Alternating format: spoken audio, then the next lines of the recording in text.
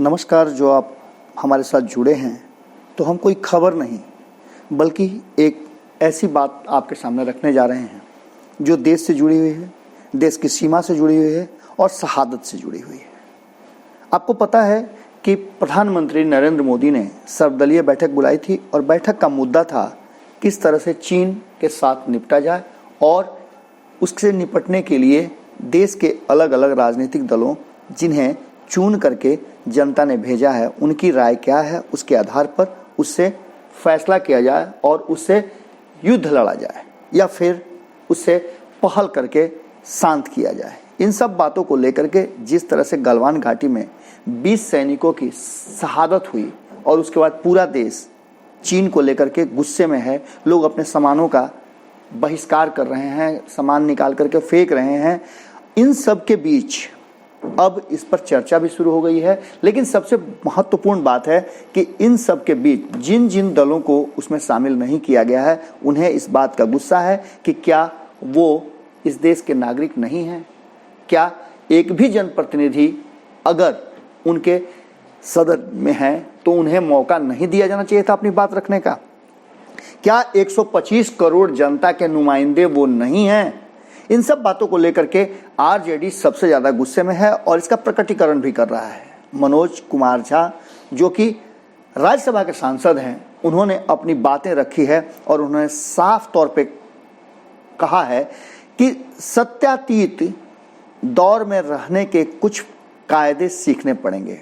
घोर असत्य को सत्य मानकर चुप रहने की कला सीखनी होगी। झूठ के सामने सर झुकाकर हाँ जी हाँ कहना पड़ेगा।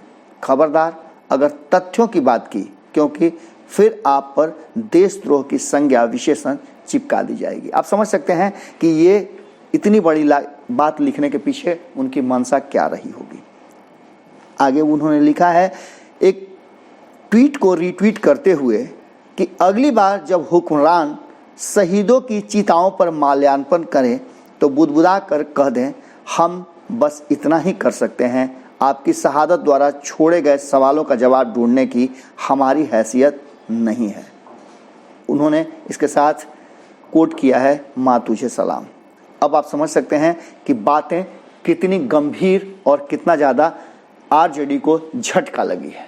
प्रधानमंत्री नरेंद्र मोदी सर्वदलीय बैठक में बहुत सारी बातें बोले थे, विपक्ष के भी कई दलों ने बहुत सारी बातें की और उसकी हमने आपको पूरी विस्तृत से जानकारी दी। लेकिन जिस तरह से आरजेडी रिएक्ट कर रहा है और बिहार में चुनाव हैं, इस मुद्दे को आरजेडी यूं ही जाने नहीं देगी, क्योंकि अब सीधे तौर पे आरजेडी इसे मुद्दा बनाएगी और देश के हित में जो भी होगा उसे करने के लिए कोर कसर नहीं छोड़ेगी।